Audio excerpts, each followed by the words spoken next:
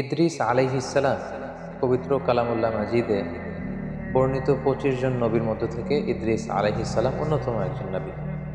পবিত্র কালামুল্লাহ মাজিদে খুব প্রেসাইজলি কেবলমাত্র 2টি সূরার 2টি আয়াতে আল্লাহ তাআলা ইদ্রিস আলাইহিসসালামের ব্যাপারে উল্লেখ করেছেন। যেমন সূরাতুল মারিয়ামে আল্লাহ তাআলা উল্লেখ করেছেন, ওয়াযকুর ফিল কিতাবি ইদ্রিস ইন্নাহু কানা সিদ্দীকান নাবিয়্যা ওয়া রাফা'নাহু মাকানান আলিয়্যা। অর্থাৎ হে নবী, আপনি কালামুল্লাহ মাজিদে কোরআনের ভেতর ইদ্রিসের কথা উল্লেখ করুন।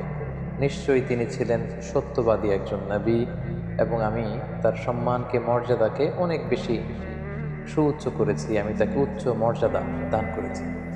মারিয়ামের এই আয়াতটি ছাড়া সূরাতুল আম্বিয়ার আরও একটি আয়াতে আল্লাহ তাআলা সাইয়েদনা ইদ্রিস আলাইহিস সালামের কথা উল্লেখ করেছেন।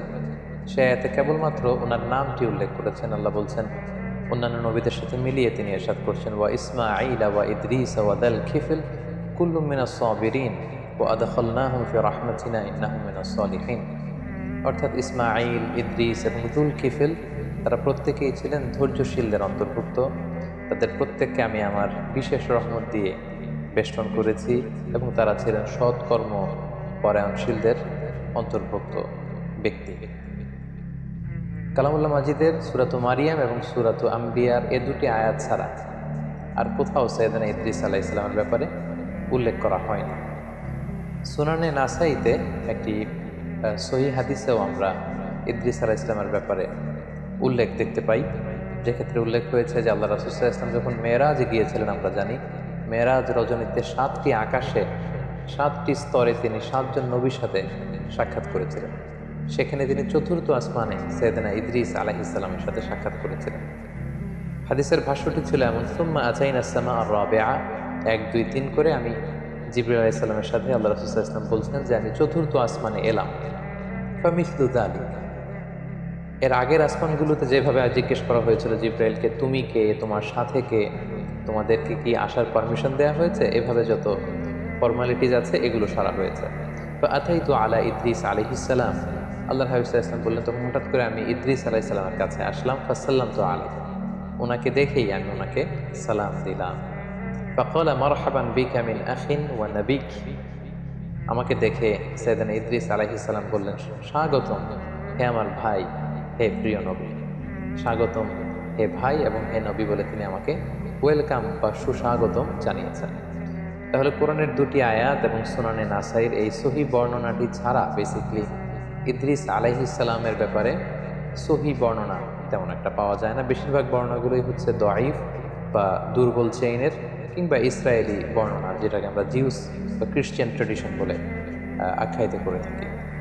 আল বিদায়া ওয়ান নিহায়ার গ্রন্থকার ইবনু কাসির আলাইহি রহমান, উনি বিদায়া নিহায়াতে উল্লেখ করেছেন যে কানা আউয়ালু বানি আদম উতিয়া নবুওয়াতা বাদা আদম ওয়া শীস, অর্থাৎ আদম আলাইহিস সালাম এবং ওনার সন্তান শীস আলাইহিস সালামের পরে সর্বপ্রথম যে ব্যক্তিকে নবুয়ত দেয়া হয় তিনি হচ্ছেন ইদ্রিস আলাইহিস সালাম। এবং নূহ আলাইহিস সালাম, উনি কি ইদ্রিস আলাইহিস সালামের আগে পৃথিবীতে নবী হয়ে এসেছেন নাকি ইদ্রিস আলাইহিস সালাম নূহ আলাইহিস সালামের আগে পৃথিবীতে এসেছেন, এ নিয়ে গবেষকদের মধ্যে মতানৈক্য রয়েছে। কেউ কেউ বলেন যে নূহ আলাইহিস সালাম এসেছেন ইদ্রিস আলাইহিস সালামের পরে, কেউ কেউ বলেছেন নূহ আলাইহিস সালাম এসেছেন ইদ্রিস আলাইহিস সালামের আগে। অনেকে বলে থাকেন যে ইদ্রিস নামটি এসেছে মূলত আদ-দিরাসা থেকে, কারণ আরবিতে দারাসা ইয়াদরুসু মানে হচ্ছে টু স্টাডি, পড়া, অধ্যয়ন করা। ইদ্রিস আলাইহিস সালাম উনি খুব বেশি পড়াশোনা করতেন। ওনার আগের নবী শীস আলাইহিস সালাম এবং আদম আলাইহিস সালামের উপর যে সহিফাগুলো আল্লাহ তাআলা নাজিল করেছিলেন, এই সহিফাগুলো উনি খুব বেশি স্টাডি করতেন, খুব পড়তেন, খুব অধ্যয়ন করতেন। এজন্য ওনাকে ইদ্রিস নামে নামকরণ করা হয়েছে। সেদিন ইদ্রিস আলাইহিস সালাম ইরাকের বাবেল নগরীতে জন্মগ্রহণ করেন এবং পরবর্তীতে তিনি দাওয়া কাজে মিশরে গমন করেন এবং সেখানেই তিনি তাওহীদের দাওয়াত মানব মণ্ডলীর কাছে তিনি ছড়িয়ে দিয়েছেন। এবং সহিহ ইবনে হিব্বানের এক বর্ণনা অনুযায়ী আমরা জানতে পারি যে আল্লাহ তাআলা সাইয়েদনা ইদ্রিস আলাইহিস সালামের উপর 30টি সহিফা তিনি নাজিল করেছিলেন। সহিহ ইবনে হিব্বানের আরও একটি বর্ণনা থেকে আমরা আরও জানতে পারি, যেটি বিখ্যাত ঐতিহাসিক ইবনে ইসহাক ওনার গ্রন্থে উল্লেখ করেছেন যে ইদ্রিস আলাইহিস সালাম হচ্ছেন আউয়ালু মান খাত্তা বিল কলম, পৃথিবীতে সর্বপ্রথম যিনি কলমের ব্যবহার করেছেন। কলম দিয়ে কালি দিয়ে যিনি সর্বপ্রথম পৃথিবীতে লেখালেখির প্রচলন ঘটিয়েছেন সেটা হচ্ছেন ইদ্রিস আলাইহিস সালাম। পাশাপাশি ওয়াখাত সিয়াব, সর্বপ্রথম যিনি কাপড় সেলাই করেছেন, সুতা দিয়ে সুই দিয়ে কাপড় সেলাই করা, এই বুনন শিল্পের যে আবিষ্কার বা প্রচলন, এটাও সাইয়েদনা ইদ্রিস আলাইহিস সালামের মাধ্যমেই হয়েছে। এই যে বর্ণনাগুলো আমরা এখানে উল্লেখ করলাম, এগুলো ছাড়া সাধারণত আর যত বর্ণনা সাইয়েদনা ইদ্রিস আলাইহিস সালামের ব্যাপারে পাওয়া যায় এসবই হচ্ছে ইসরায়েলি বর্ণনা। বিশেষ করে ওরাফা'নাহু মাকানান আলিয়্যা, আমি ইদ্রিসের মর্যাদাকে অনেক বাড়িয়েছি, অনেক সুউচ্চ মর্যাদার আসনে তাকে আমি আসীন করেছি। এ আয়াতের বর্ণনায় অনেক ইসরায়েলি এ আয়াতের ব্যাখ্যায় অনেক ইসরায়েলি বর্ণনা পাওয়া যায় যে ইদ্রিস আলাইহিস সালাম ও ঈসা আলাইহিস সালামের মতো জীবদ্দশায় ওনাকে আল্লাহ তাআলা আকাশে নিয়ে গিয়েছিলেন। একজন ফেরেশতার পাখায় ভর করে তিনি আকাশে চলে গিয়েছিলেন এবং সেই আকাশে বা জান্নাতে ওনার ইন্তেকাল হয়েছে, পৃথিবীতে তিনি ইন্তেকাল করেননি। এই বর্ণনাগুলো আসলে কোনো ইসলামিক ট্রেডিশন থেকে আমরা পাই না, এগুলো ইসরায়েলি বর্ণনা থেকে আমরা পাই। ফলে ইদ্রিস আলাইহিস সালামের এই জীবন কাহিনী যখন আমরা বর্ণনা করব, এক্ষেত্রে ইসরায়েলি বর্ণনার ভূমিকা ইসলামে কতটুকু এবং ইসরায়েলি বর্ণনা এটাকে গ্রহণ করা যাবে কি যাবে না, এ ব্যাপারে ইসলামী শরিয়ার হুকুম কি, এই বিষয়টি আমাদের কাছে স্পষ্ট হতে হবে সম্মানিত শ্রোতা। এ পর্যায়ে আমরা হুকমুল ইসরাইলিয়াত, ইসরায়েলি যে বর্ণনাগুলো আছে যেগুলো বাইবেলে আছে, ওল্ড টেস্টামেন্টে আছে, যেটাকে আমরা তালমুদ বলছি, অর্থাৎ ইহুদি এবং খ্রিস্টানদের যে বর্ণনাগুলো, সেগুলোর ব্যাপারে আমাদের ভূমিকা কি হবে। যেমন কোরআন হচ্ছে আমাদের কিতাব, আর আল্লাহ রাসূল সাল্লাল্লাহু আলাইহি ওয়াসাল্লামের বর্ণিত কথাগুলোকে আমরা হাদিস বলছি। আমাদের আগে ইহুদি খ্রিস্টানদের অনেক নবী পৃথিবীতে এসেছিলেন, তাদের কাছে যে কিতাবগুলো এসেছিল আল্লাহর পাঠানো কিতাব, এবং সে সমস্ত রসুলরা যে সমস্ত কথাগুলো বলেছেন, তাদের নবীর যে হাদিস, এগুলোই বেসিকলি ইসরায়েলি বর্ণনা। ইসরায়েলি বর্ণনার ক্ষেত্রে খুব সোজাসাপটা তিনটি কথা।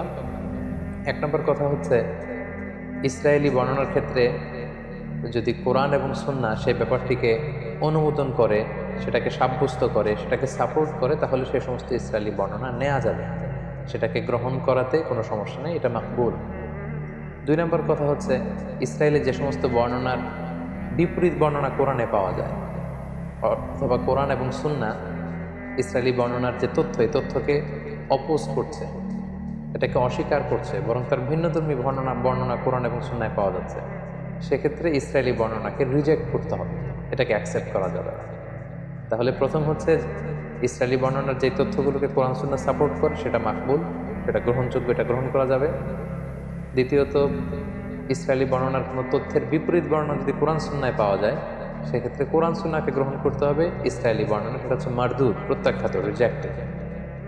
তিন নম্বর হচ্ছে, ইসরায়েলি কোনো বর্ণনায় যদি এমন কোনো কথা বা এমন কোনো তথ্য, এডিশনাল ইনফরমেশন পাওয়া যায় যেটার ব্যাপারে কোরআন সুন্নায় কিছুই বলা হয়, হ্যাঁও বলা হয়নি, নাও বলা হয়নি, এটাকে সাপোর্টও করা হয়নি, এটাকে অপোজও করা হয়নি, সেক্ষেত্রে আল্লাহ রাসূল সাল্লাল্লাহু আলাইহি ওয়াসাল্লাম বলেছেন, হাদ্দিসু আন বানি ইসরাঈল ওয়ালা হারাজ, তোমরা চাইলে বনি ইসরায়েলের এই বর্ণনাগুলোকে তোমরা বর্ণনা করতে পারো, এতে কোনো সমস্যা নেই।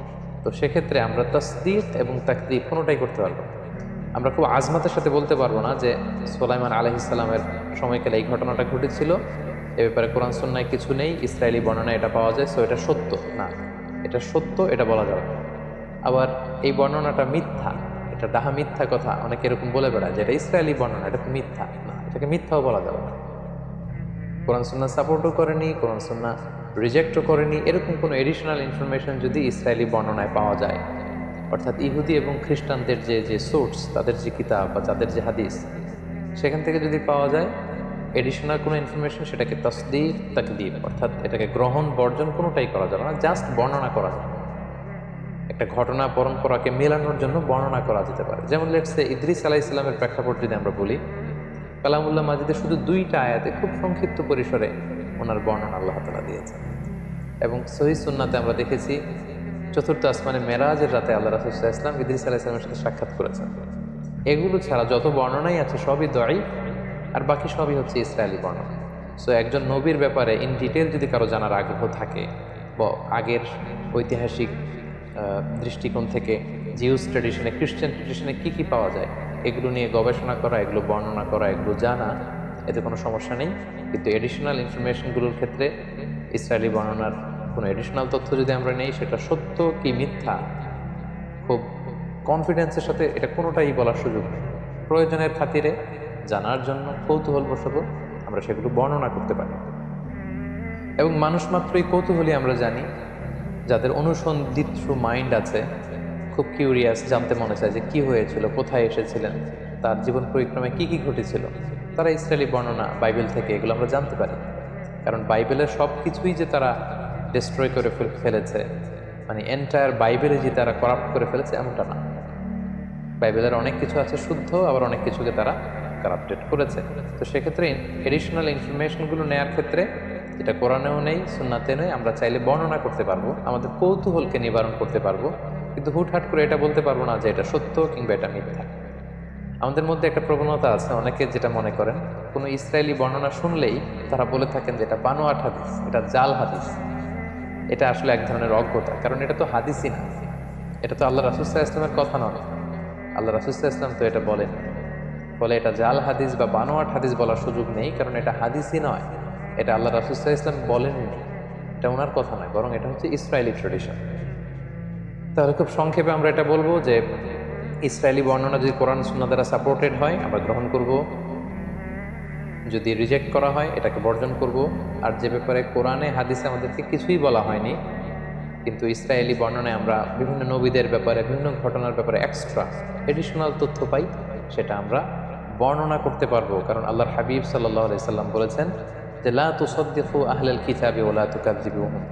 এই জাতীয় বর্ণনার ক্ষেত্রে তাদেরকে সত্যবাদী মিথ্যাবাদী, এই বর্ণনাটা সত্য কিংবা মিথ্যা এটা কোনোটাই বলো না। ওয়াকুলু আমান্না বিল্লাহি ওয়া মা উনজিলা ইলাইনা ওয়া মা উনজিলা ইলাইকুম, বরং এটা বলো যে আমরা বিশ্বাস করি যেটা আমাদের উম্মতে মুহাম্মাদের উপর যেটা নাজিল হয়েছে এটাও আমরা বিশ্বাস করি কোরআন হিসেবে, এবং তোমাদের কাছে আল্লাহর পক্ষ থেকে যেটা সঠিকভাবে নাজিল হয়েছিল সেটার উপরে আমরা বিশ্বাস স্থাপন করি। আমরা রঈসুল মুফাসসিরিন আব্দুল্লাহ ইবনে আব্বাস রাদিয়াল্লাহু তাআলা আনহুর কথা জানি যে উনি সাহাবীদের মধ্যে খুবই কিউরিয়াস মাইন্ডেড ছিলেন, কিউরিয়াসিটি খুব বেশি ছিল, অনুসন্ধিৎসু মন ছিল ওনার, কৌতূহলী মন। ফলে নবীদের ব্যাপারে কোরআনে কোনো আয়াত নাজিল হলে তাদের আগের ঘটনার আগের প্রেক্ষাপট, পরের প্রেক্ষাপট, এগুলো মিলাবার জন্য, জানবার জন্য উনি অনেক ইহুদি পণ্ডিতের কাছে যেতেন, যে জিজ্ঞেস করতেন যে ব্যাপারে তোমাদের কিতাবে কিছু আছে কিনা। তখন সেই ইহুদি পণ্ডিতদের কাছ থেকে উনি শুনে আসতেন এবং সেগুলো তিনি বর্ণনাও করেছেন। এবং আমাদের আমাদের যে ক্লাসিক তাফসিরগুলো রয়েছে সেই ক্লাসিক তাফসিরগুলোতে এগুলো বর্ণিতও হয়েছে। তো আমরা এই ইসরায়েলি যে ন্যারেশনগুলো আছে, বর্ণনাগুলো আছে, এগুলো ডিল করার ক্ষেত্রে এই তিনটা মূলনীতি খেয়াল রাখি। কোরআন হাদিস সাপোর্ট করলে গ্রহণ করব, রিজেক্ট করলে আমরাও রিজেক্ট করব। আর এডিশনাল তথ্য যেটা আমাদের কোরআনেও নাই, সুন্নাতেও নাই, কিন্তু অনেক নবীর ব্যাপারে কিছু তথ্য আমরা ইসরায়েলি বর্ণনাতে পাই, সেগুলো আমরা বর্ণনা করতে পারবো। কারণ আল্লাহ হাবিব সাল্লাল্লাহু আলাইহি ওয়াসাল্লাম সহিহ বুখারীর বর্ণনায় বলেছেন ওয়াহাদ্দিসু আন বানি ইসরাঈল ওয়ালা হারাজ, তোমরা ন্যারেট করতে পারো, you can narrate the tradition of Jews and Christian community.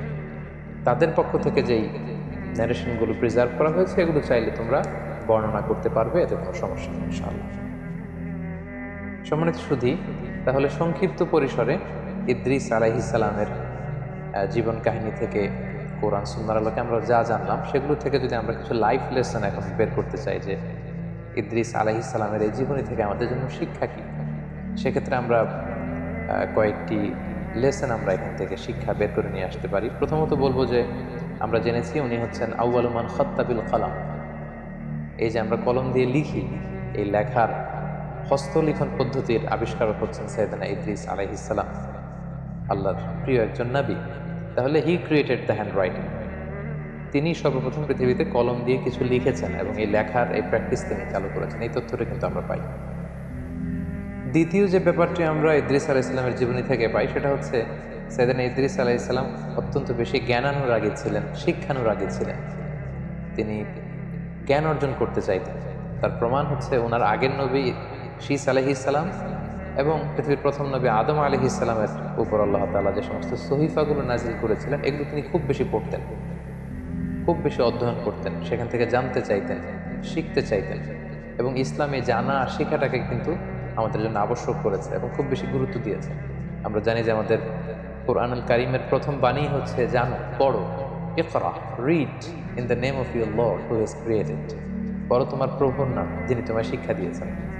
তাহলে ইসলামও কিন্তু আমাদের সর্বপ্রথম জিকির করতে বলেনি, সালাত আদায় করতে বলেনি, যাকাত দিতে বলেনি, হিজাব করতে বলেনি, ইসলাম সর্বপ্রথম আমাদেরকে যে বিষয় উদ্বুদ্ধ করেছে সেটা হচ্ছে জ্ঞান অর্জনের প্রতি আমাদেরকে উৎসাহিত করেছে, লার্নিংয়ের প্রতি উৎসাহিত করেছে, স্টাডি করা, রিসার্চ করা, এগুলোর ব্যাপারে উৎসাহিত করেছে। এবং এটার একটা ইন্সপায়ারেশন কিন্তু আমরা সাইয়েদনা ইদ্রিস আলাইহিস সালামের জীবনী থেকে পাই, কারণ তেনার আগে যে সমস্ত কিতাব সাহিফা নাজিল হয়েছে এগুলো তিনি খুব বেশি পড়তেন, তিনি অত্যন্ত বেশি জ্ঞান অনুরাগী ছিলেন। 3 নম্বর যে বিষয়টা আমরা জানতে পারি সেটা হচ্ছে বুদ্ধিবৃত্তিক যে চর্চা, এটার সূচনা বা গোড়াপত্তন কিন্তু ওনার সময়কাল থেকে হয়। তিনি বাবেলে জন্মগ্রহণ করেছিলেন, ইরাক এলাকায়।